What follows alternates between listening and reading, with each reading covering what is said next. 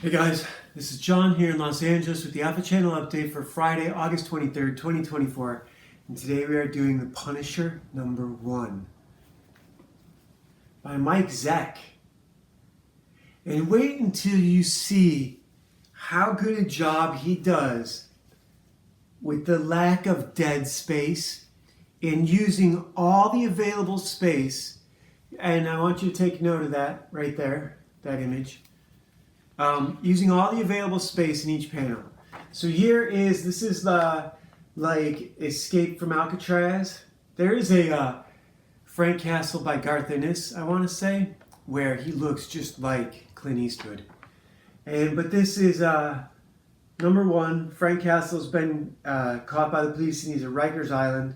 This is after some of his adventures with Spider-Man and Daredevil and whoever else, fighting the Kingpin. So I pointed this out because I just noticed it right now, but I've noticed it because of this, and I think this was probably used as a cover on one of the other issues, is my guess. This is the surveillance footage that the warden and his assistant are watching, and they're talking about, they basically sum up who Frank Castle is right here. And look at the art. Like, I love this panel where they're in silhouette in dark. But there's some really good stuff up here, so make sure I'm just getting one page at a time. This is a double-sized issue. And note, at the beginning it says 1 in 4. It ends up being 1 in 5. And so this is Frank being hassled by his roommate, his cellmate, who threatens to burn him with a cigarette. And so you turn the page. You want to know what's going to happen. Frank does not hesitate, immediately opens up on this guy, puts him in a full Nelson. I think that's what they call that, where he's got his arms behind his back on the ground, and explains to him who's going to be the boss. And we cut to the next day in the lunchroom, and Frank Castle, the Punisher, spots the guy who poisoned his food. In the first panel, his name is Martini, but in the rest of the issue, his name is Martin. So he lost an eye. He lost an ethnicity. Probably because everyone else in this issue is Italian. And they're probably like, dude, is everyone Italian or black? And I do have to say, I mentioned black because there's probably a few in here. But Mike Zeck does draw black dudes really well. They are very unique looking. And I'm doing this to learn. I'm learning how to crush as much story as possible into as few panels and as few pages as possible. So I'm already at page 76. I'm at over 30,000 words in a month on this epic story that I'm working on. Here's the Punisher fighting these prisoners, convicts.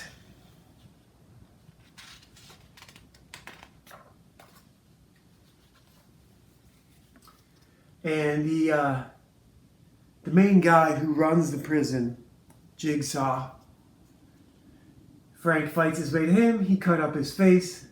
So Jigsaw is going to lord it over him for a couple minutes, and then they're going to fight some more.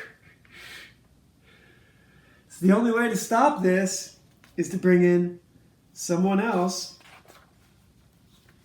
And here comes Jigsaw's boss after Jigsaw gets humbled by the Punisher. Because if Jigsaw didn't have a boss, the Punisher would be running the prison now.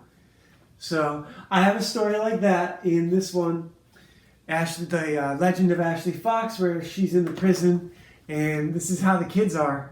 It's not really a prison, it's an orphanage / juvenile detention facility, but this is how the kids are. And it's awesome. And so the guards come in on behalf of this dude. He's some mafia boss. I already forgot his name. It's Italian. The Punisher gets left alone for a couple days until they do their big prison break, in which they're going to include him. They're going to include him. He knows exactly what that means. And what happens is predictable. So they're getting ready for the prison break. It's coming up. And look at this dude's face. Mike Zeck. Oh, and I want to make sure, I want to find the panel. Sorry, I keep taking it down so fast. I want to make sure I don't miss the panels where he does so much in so little space. I'm sorry, I keep flashing it and then pulling it back. So yeah, his compositions are great. His facial features are great. Look at these two guys grinning right here. Look at their faces. They're having the best time. And you know what? When the characters are having a good time, the audience is having a good time. That's a secret of just like of life. If everyone's having a good time, you can get the unhappy kids out of their shells. So this is just awesome. Look at how they frame every panel. Look at how they frame these panels. Look at this black dude up here behind the Italian guy. Look at how different their faces look. Look at how significantly different their faces look. The guy in the front is old. The guy in the back, it could be black and white, and you could tell his ethnicity. That's really, really good. And look at how these pages are framed. Look at the foreground stuff that obscures the composition. Look at all the stuff he gets in the panel. This one, all the background. And they make really good use of, I'm sure it's coming up, surveillance cameras. So here's Frank gets shot, really good use of the bars and the shadows. He should only be getting shot with 2 bullets, and they should say that it's a .22, and he should have like a lunch pan in front of the mattress. But they say that the homemade silencer was enough to slow the bullets down, that Castle's not really shot, that it wouldn't really work that way. He'd just have cotton from the mattress in a wound. But yeah, look at this one. Look at the foreground and the background. Again, like when he was working out, same sort of shot. But the composition is just all, and the lighting and the shadows. Mike Zeck is really, really top notch. I don't know that this is the best of his game, but this is a great number 1. Look at the black dude down here at the bottom of the page. The bodyguard who sees the Punisher. He's not dead. This is a great comic. This isn't just a great comic. This is a great 70s prison break mafia movie. It's hard to call this a superhero book, other than the fact that the Punisher's invulnerable to bullets and broken glass does not cut his skin. He's doing all this barefoot like John McClane. So is John McClane a superhero? Not really, not any more than Frank Castle. But Frank Castle does wear a logo, and I'm sure there's some episodes where he had white underwear on outside of his pants. With the white boots and white gloves. But maybe that's all in the past now. In this one, he's just barefoot, bare-chested in the prison. The corrupt guards don't trust him. None of the prisoners trust him. So they were going to include him in their escape, and him being shot was the signal that the escape was on. So now the prison boss, not the prison boss, but the mob boss and his henchmen have abandoned the other prisoners because the alarms have gone off. And Punisher breaks through the glass like no one ever thought to do that before, to open the gate. The bad guys are holding the warden and I guess his wife and child hostage, because you have your wife and child in the office with you at the end of the day when there's about to be a riot. It's a new one. Oh no, not his wife and child. His assistant. His assistant Tommy. Not his wife and child. Doesn't really slow the Punisher down though. And then the cops bust in, putting an end to everybody's fun. And here, the warden makes his offer. The last few days have been a test to see whether or not Frank Castle is ready to go back to work as the Punisher with an unlimited bank account to eliminate crime in New York City. And here we got a couple pages of basically Michael Corleone coming home and to his uncle telling him that, hey, the guy who shot your father, we need you to avenge your father's death and to kill him. He's like, I was studying to become a doctor. I'm going to kill the Punisher. So that's going to be the next issue. and we'll do that tomorrow. Punisher number 1. I stand by my judgment that the Punisher is not a superhero. He's at best an anti-hero, which is not a superhero. He doesn't have superpowers. Batman doesn't have superpowers. Batman is a superhero. Batman is a billionaire. The Punisher is like Casey Jones. Casey Jones is not a superhero. Are the Ninja Turtles superheroes? I don't know. Is the Shredder supervillain? Doesn't fucking matter. It's all kind of fucking gay, really. But whatever.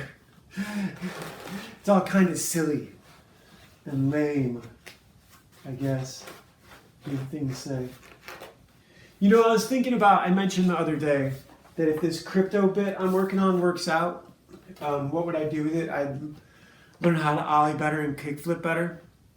This is the Yggdrasil deck. This is the next deck of artwork, tarot-based artwork that we have moved on to. And I would do more than that. I would continue on the exact same path I'm on right now. I would be building a studio to do video games and comics and cartoons. And, I don't know. Oh yeah, so this is basically Poseidon, currents, and what else does it say? Hospitality, currents, and abundance. So he's basically Poseidon. His name is Aegir, I believe.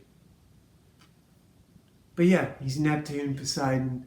The Norse pantheon is just like all the other pantheons. You know, everyone has the same elementals. So,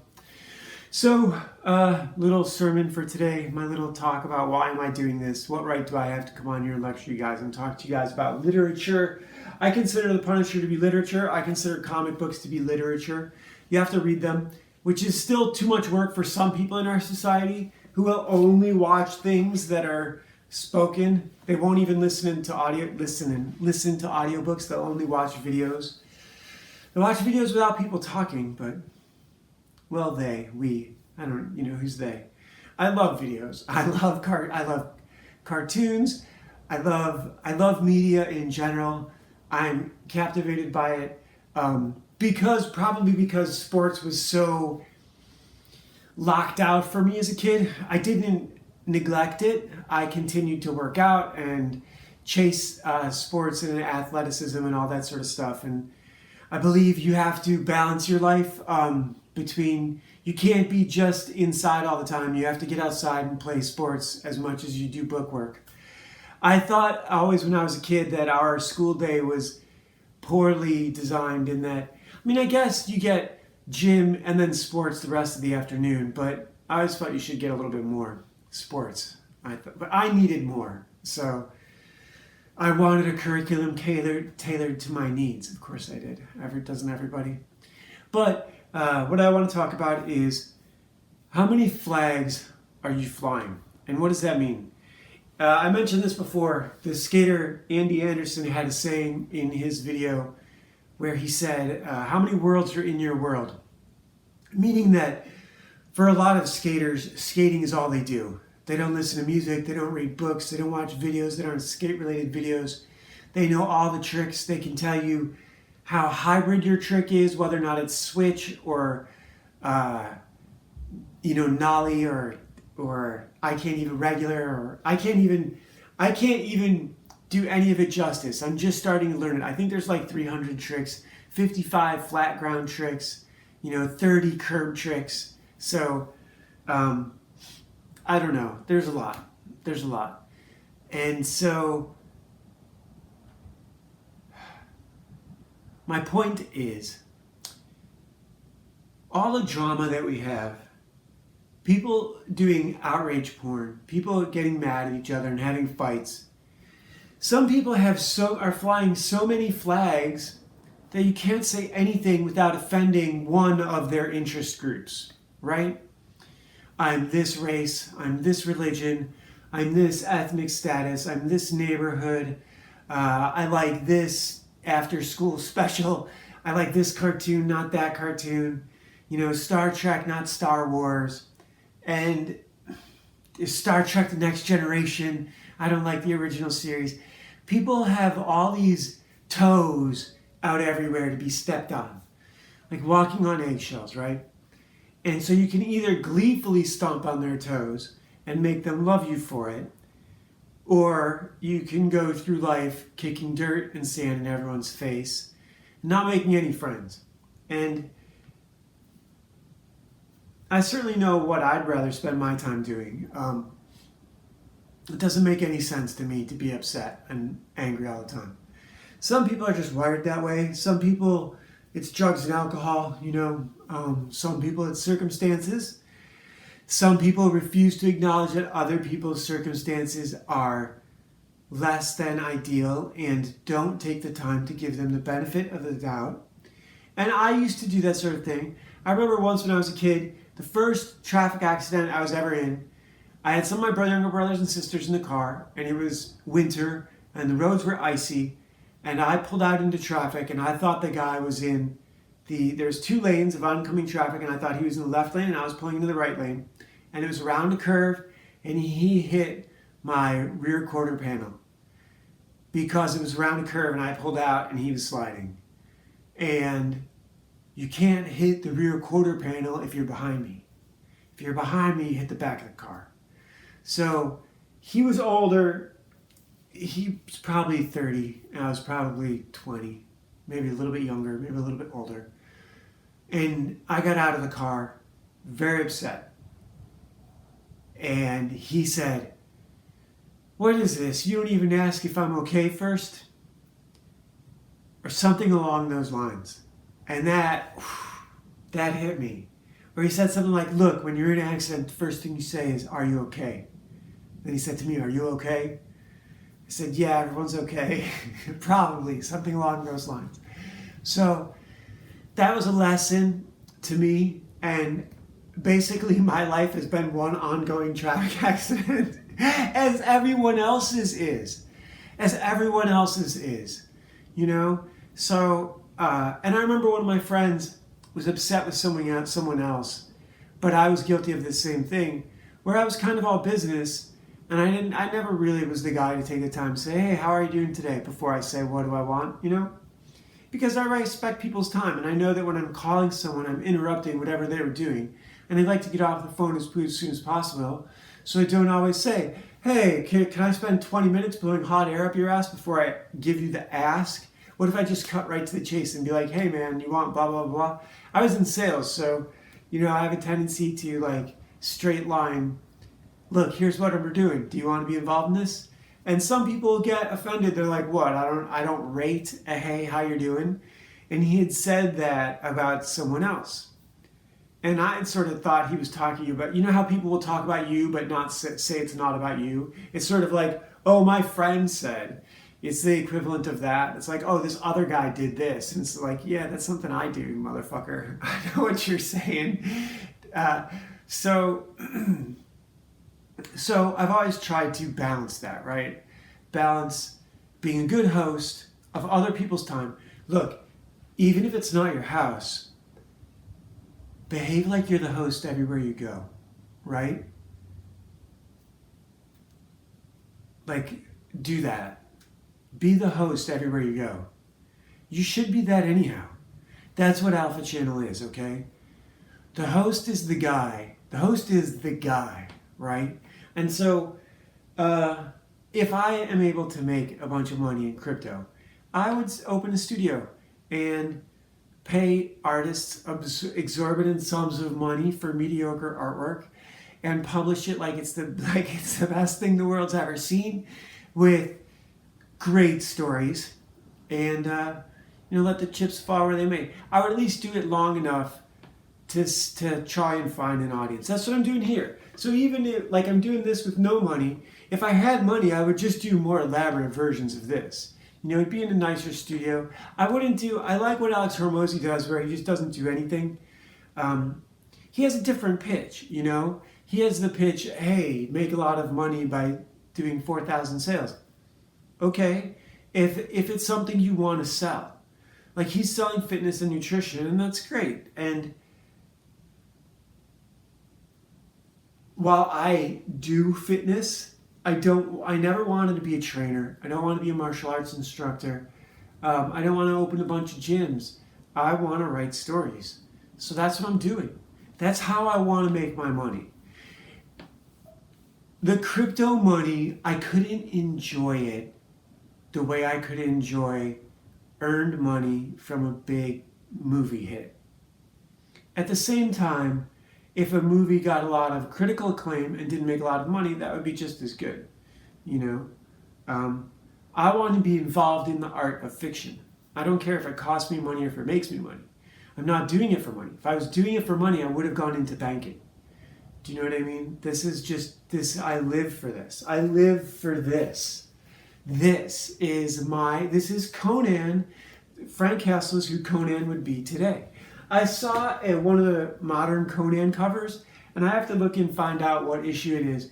But it was all the characters, if they'd been arrested after a bar fight, like in a modern, they were all dressed in like today's clothes.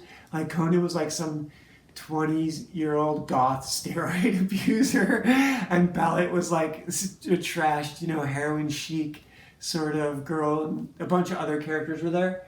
And it was genius. And that would be a hilarious thing. It's kind of what I'm working on with the skateboarders. Although I don't think I'm going to have my kids be, yoked out muscleheads. That's not really who they are. That's not who skaters are. It would come across as unauthentic. You know what I mean? So, yeah. How many flags are you flying? Are you out there looking to be offended? Don't do that. No one wants that guy at the party, right? Like that's what I was saying about Trump, and that's why. And Kamala Harris's campaign is already doing it. This campaign is a race to unite a divided country, and you can't do that by calling people names. She looks like an ex-Disney princess. She dresses right. She looks the part. She smiles. She doesn't say anything. She's a complete airhead. I heard she's drunk half the time. Trump is coming across like Gaston in Beauty and the Beast. He's coming across like a bully. He's coming across like the rich ogre. And he needed to find that part of himself that makes people like him. That's in there. He can do that. He just doesn't usually turn it on for the cameras. It doesn't sell for the cameras the way drama does. Jerry Springer always had an audience, right?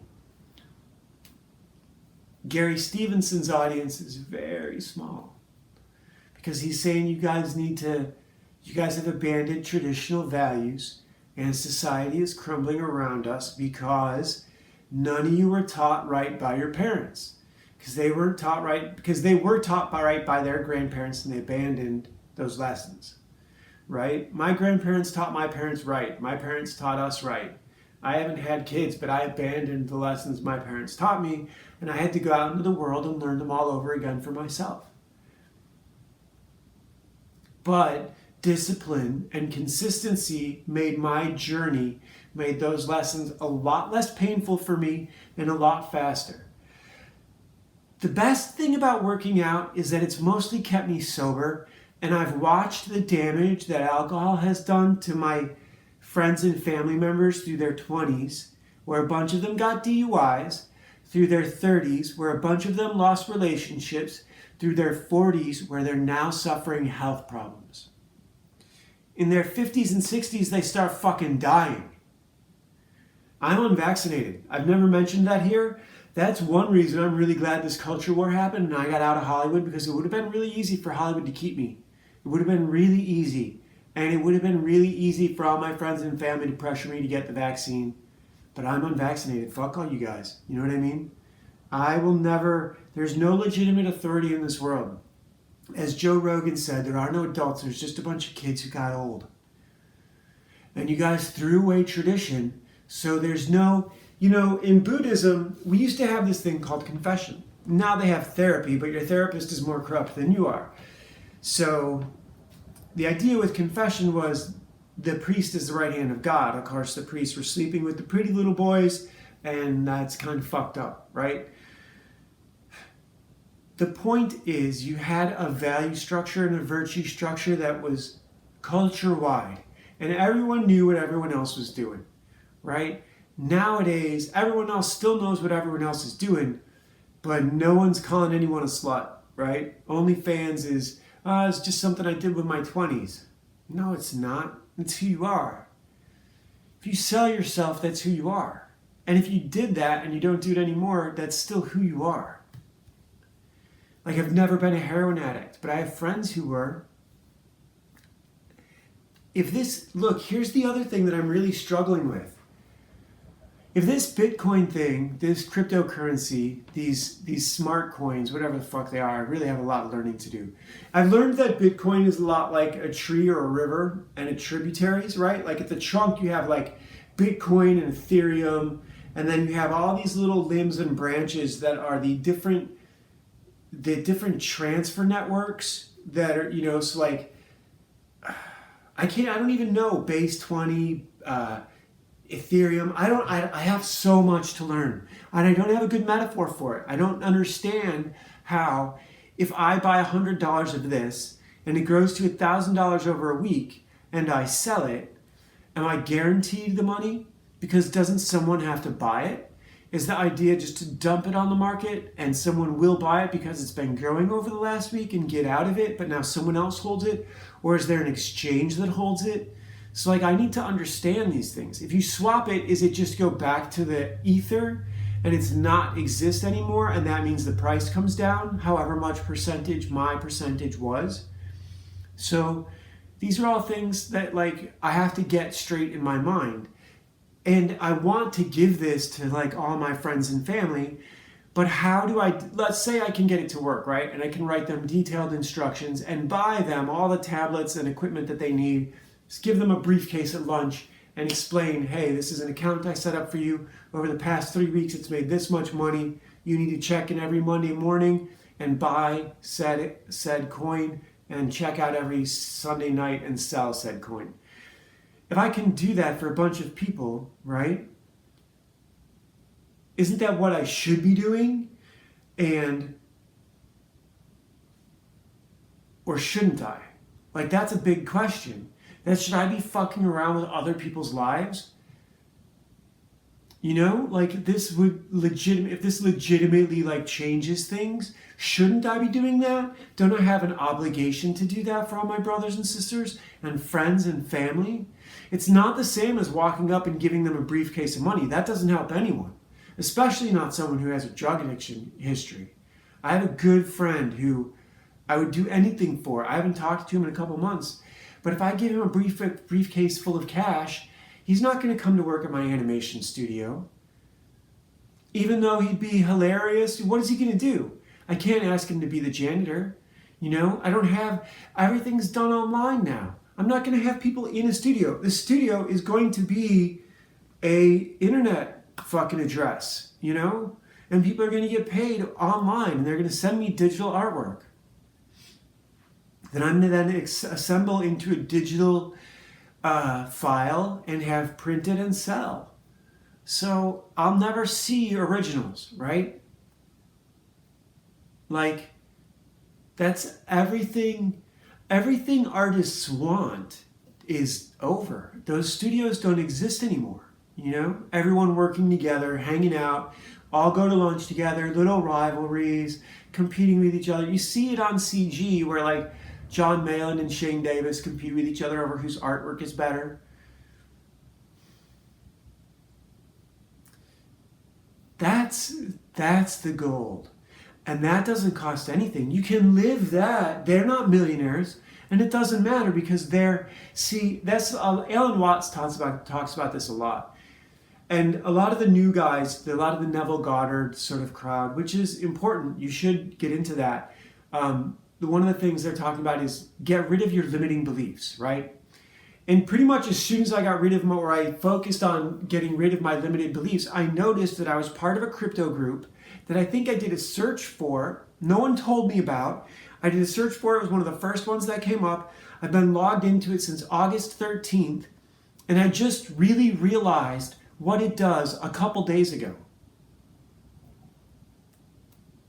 So, you never really know what's around you.